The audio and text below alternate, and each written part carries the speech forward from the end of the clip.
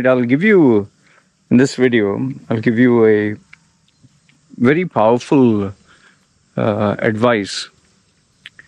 And this comes from experience, okay, in relationships. If you actually, if you've been following my channel for some time and you know most of my stories, you know that I have had more than,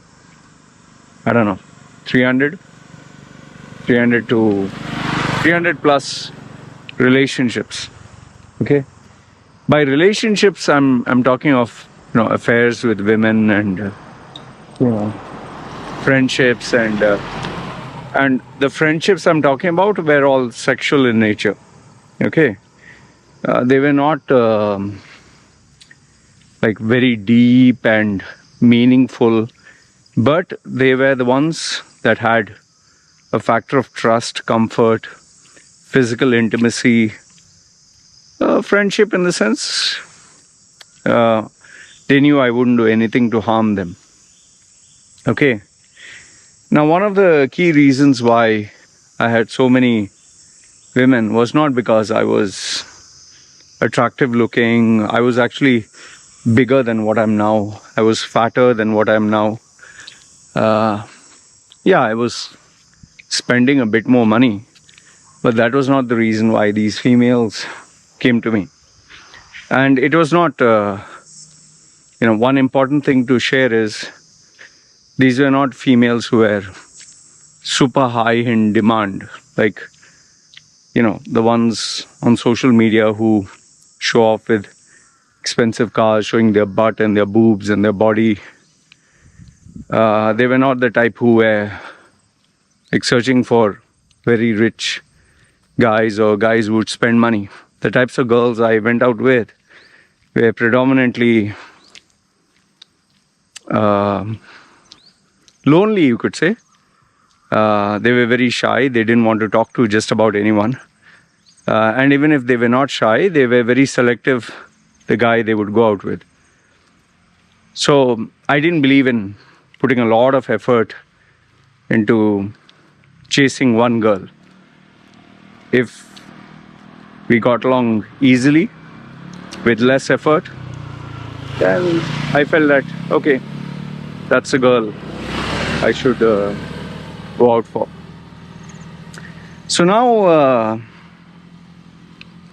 among all these females that I went out with, and I'm not saying this to brag, I'm just giving you facts. All these females that I went out with, the one very common approach I had with almost all of them was, I did not try to put on an act. I did not try to impress them with the extraordinary stuff. Like, for example, if we really like a girl, let's say a normal guy really likes a girl, he will dress up really amazing. He will make sure that he goes to the barber shop, get a proper cut, then have an extra great shower, make sure perfect grooming, dress up very, very well, take his car to the car wash, make sure the car looks amazing, the vehicle. And if he were to book a hotel, let's say, or a restaurant, it would be like one of the best, because he wants to impress the girl. And then when he would go and meet her, he would be at his Sunday best behavior. He would act like a gentleman. He would be a very great listener. He would treat the girl as if she's $1 million. So now what is happening is, see, this is where the problem actually starts. If the guy is at this level, he will put on an effort that is up like 100% more. The girl, if she is trying to impress the guy, if she is at 10, she will try to be 110. So both the guy and the girl, they are both at their best behaviors, their best look, their best, everything. From the looks that they have, the girls also, they'll go for getting their hair done, the way they dress, the way they act, the way they behave. They'll be sophisticated, they'll be very nice, they'll be laughing at every joke, and both the parties will have a great time. The guy will actually spend more money than he normally would. He would spend more time with her, he would listen to her, he would not look at his phone, he would talk to her, he would give her the importance that would make her feel ultra special. Okay. But now where does the problem occur? Now what happens is, in the same example that I gave you, the girl has seen the guy for the first time, and this is the standard at which he has positioned himself to be. The guy has seen the girl for the first time, and this is the standard which she has positioned herself to be, from looks, appearance, behavior. So both of you who were at, let's say, 10 have portrayed yourself as 110, that 100 being the effort, okay, the being the best of, the nicest person, whatever. However, what happens is, once you start meeting the person every day, or it becomes frequent, it becomes very hard to remain consistent with that 100, 110%, that 100 extra. Like for example, yeah, one day you will go to the barber's to meet her, or before meeting her, then maybe the second time, third time. But after maybe 10, 20 meetings, when you have met each other very frequently, you know, the initial excitement of the first meeting, the first romantic kiss, the first sexual experience, then obviously going to bed, having sex. After that, the guy relaxes himself and he is like his normal self. Maybe before he was a great listener, now he'll not listen much. Maybe now he'll talk more. The girl before was very fascinated with the guy, but now she's casual. Both of them would give 100% attention to each other. Now they would take their phone and check their phone, and they would, you know, before, let's say initially, both would be very shy to put demands. But now the girl will say, I want this, I want that, let's go here, let's go there. The guy before maybe was very accommodating. If the girl wanted to go even to, let's say, Victoria's Secret and check the lingerie, the guy would accommodate. But now if she says, let's go for shopping, no, you go, I'll go here. And so slowly you start to become casual. You become a normal person. But then I think the tipping point comes when you're no longer just a normal person, but you're at your worst behavior. And this happens when, let's say, you start showing the other side of your personality which you didn't. The part where you get irritated, the part where you get angry, the part where you are off mood, the part where you're not a very nice person. The girl, she, you know, obviously when she does her makeup, her hair and looks, while meeting the guy, she looks fabulous. But now after sex, there's no makeup. Then there are days where she has her periods. Then there are days where she's stressed out, where she's cranky, where she's demanding, where she doesn't like something. When before she didn't feel she, you know, had a say. Now she can be more like demanding, and she can tell you, I don't like this guy, I don't like this behavior, I don't like this female, I don't want to go here. And both of you start having disagreements and pressure points. And very soon what happens is the relationship stops being the way it once was. And you both start having disagreements. You both start realizing, okay, he's not being nice to me, I'll not be nice to him. He disagrees with me, I'll disagree with him. You get pissed off, she gets pissed off. And very soon, from being accommodating and understanding, then comes the tipping point where you show the worst side of you. She shows the worst side, you show the worst side. You get very angry, How do you behave when you get angry? How do you behave when you're really pissed off? When you're really not interested? When you're really not in a mood? Even the girl. Before, maybe she was very accommodating, very sweet, very nice.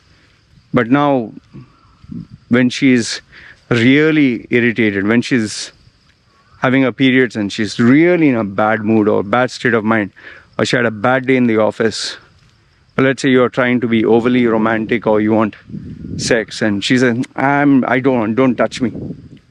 And then you're like, huh? Before you're dying to satisfy me and now you're acting like this. And then I think what happens when both the parties show the worst side in each other. Like, for example, the girl was always timid and sweet and nice, and the guy was always well behaved, but now the guy lost his temper, he's in a really bad mood, and the girl also is having a bad day, and she decides to show the guy her bad side. So both of you are angry, both are showing temper, both are shouting at each other. And that is where the relationship sometimes doesn't survive. And that is where problems start. And now comes, okay, you've seen the worst side of each other.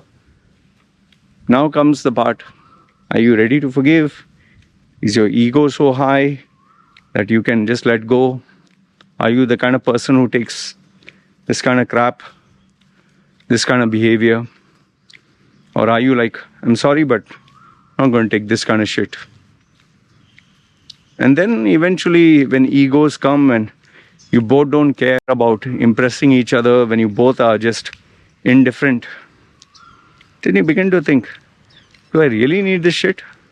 He treated me like gold over here, 110, slowly came down to 90, 80, 70. Now he's treating me like the normal. Why should I be with him? And then what happens is, if the girl keeps flaunting herself on social media and all that, there'll be another guy who'll, want to treat her like 110. And then she'll compare. This guy, there's no passion, there's no interest.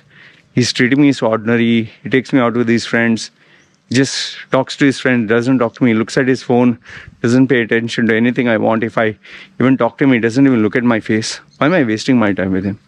While this new guy, he is writing poetry, talking so sweet, wants to take me to this 5-star hotels. And so the girl again feels, I want to be treated special. I don't like being treated like this. Again she goes. Then eventually there'll be a point where they both will fight, and anyway both are not interested.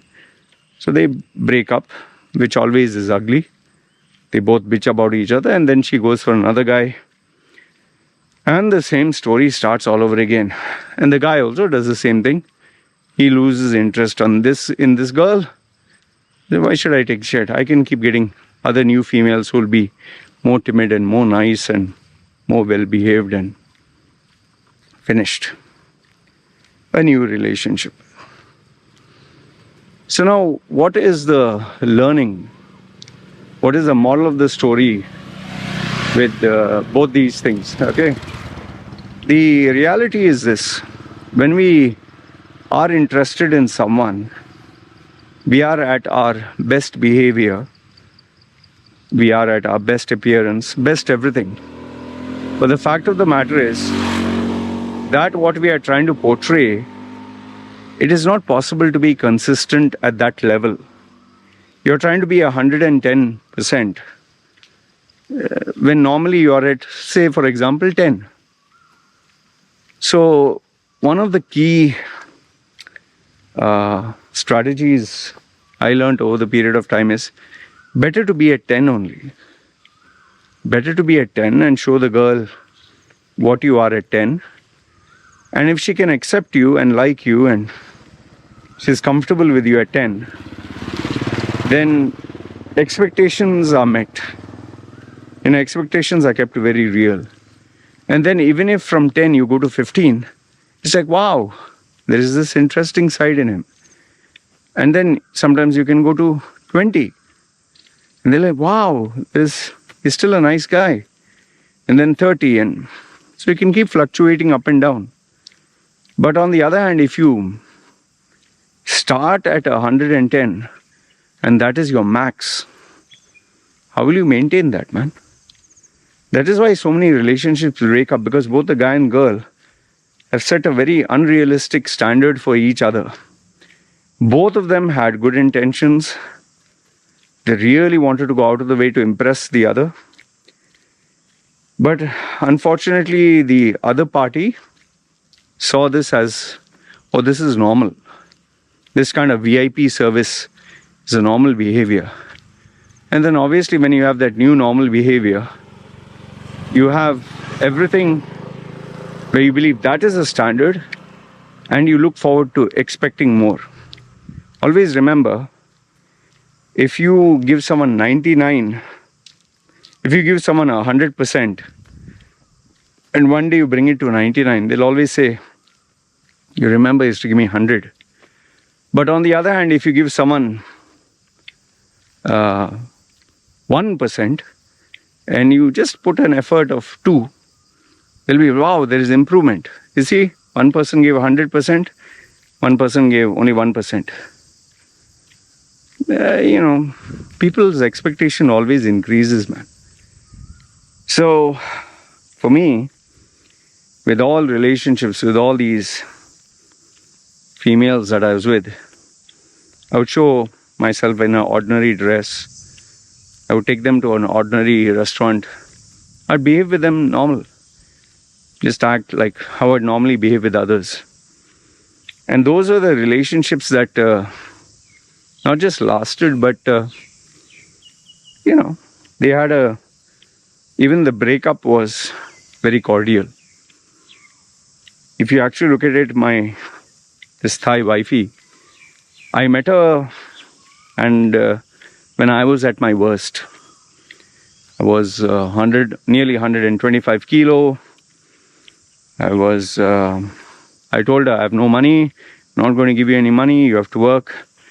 And I was not at my best behavior per se. I was very strict and moody and didn't give a damn. So her expectations were very low. And because she was happy with low expectations, it became very easy to keep her happy. So if there's one very important tip I can give you through this video is, whomsoever is the partner that you're planning to spend your life with, be with, it is very necessary for you to show that person the worst sides of you. Now obviously that doesn't mean you meet a person and start screaming and shouting at the person and start hammering things and breaking things. No. Communication is the key. You need to have the difficult conversations of, this is how I am when I'm at my worst, or how are you when you are at your worst, when you lose your cool, what irritates you, what you don't like. Let's say you had to break up with someone. How do you do that? What was the most painful breakup that you had? What is the worst thing that you did? And let's say, for example, if things work out well, that is once a relationship works out for some time. In fact, people are getting married, I even tell them, you need to discuss divorce terms and conditions. And they look at me shocked. They're like, what? We're just in love and you're talking divorce and bringing negativity. I said, my dear, check out the number of people who get divorced. It's more than 60, 70, in some cases 80%. None of them wanted to get divorced, but it happens. If you prepare yourself for the worst, that if we go for a divorce, this is what I want, this is what you want, or what is the reason for the divorce or breakup, or why I'll break up with you, if you cheat, if you raise your hand, if you beat. So you need to set out the deal breakers. You need to set out the rules that if you do this, I'll break up with you. Like for example, with my wife, made it very clear, if she takes out even 1 penny, even one, no matter how small, without my permission or consent, like, I don't mean buying groceries or food and all that, but if she were to give anybody money, which is all mine anyway, to anybody, including our mother, anybody, for whatever reason, even heart attack or whatever, if she doesn't ask me and give, we break up that day only. That day, pack up, you go. End of story. No hard feelings. Bye-bye. You know what is the reason we will break up, and you violate it. Now, I don't want to hear any reason, any emotional mistake, nothing. Bye-bye. And with my wifey, I asked her what would be the reason why she would break up. She told me if I physically were to abuse her or cheat on her or be with another woman. Now, obviously, I know that life would be very difficult for her, but I know the set boundaries. And also, we kept expectations which are very realistic. I told her, I don't smoke, I don't drink, I don't socialize, I don't go out, I don't have friends, and I don't want your friends coming home, I don't want your relatives coming home. And thankfully, she also wanted the same. She wanted a very private life. And I told her, you have to do housework, you have to take care of me, and you have to support me to earn money. And that also she agreed 100%. Were there differences of opinion? Yes. She wanted to build a house immediately. I said, nothing doing. She wanted to buy a land and this and that. I said, no. And there have been small other differences, like she wanted to go and celebrate the festival with her family and all that. The problem is where we stay, if she has to travel, it takes a sizable chunk. So I told her, if you want to go, there's money involved, then I'll deduct it from the other plans I have for you. Because every year for her birthday, I give her something special. I told her, I'll deduct it from that. And then she's like, oh, okay. So I'm not saying no, but I don't make it easy as well. So both of us have our do's and don'ts, and she knows my first priority is my work. My first importance, I give it to my brand, me, myself. And I told her. So I'm not going to give you or the daughter first importance. First is me, my brand, and my ability to earn. Because if I can't earn, I can't take care of myself, I can't take care of you, and you can't take care of me. That is financially.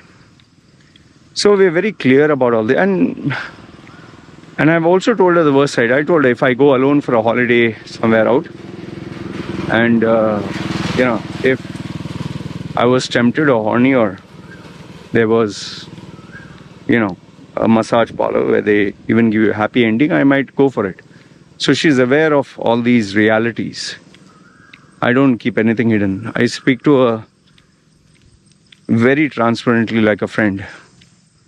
So when expectations are low, then it's easier to keep the person happy. That is why even if I give my wife second-hand stuff or simple food or simple life, she's absolutely happy, man. So anyway, I hope this video gave you some insight. If I could sum it down to one sentence, it would be, when you're with your partner, let your partner know the worst sides of you. And you need to be your natural, normal self with that person, both you and your partner, both of you. And you have to communicate with each other. What would be the worst case scenarios and how would you deal with it? And once this is not only made clear, but you draw out the rules and very clear with each other, and you're yourself, that relationship will last for a lifetime. Because now you're your normal self. You don't have to put exceptional effort to be who you're not. Anyway, this is what I wanted to share with you. Let me know your thoughts in the comments below. What do you think? Do you think I made sense? Good, bad, ugly? Love to hear from you. It's me signing off. You guys take care. So.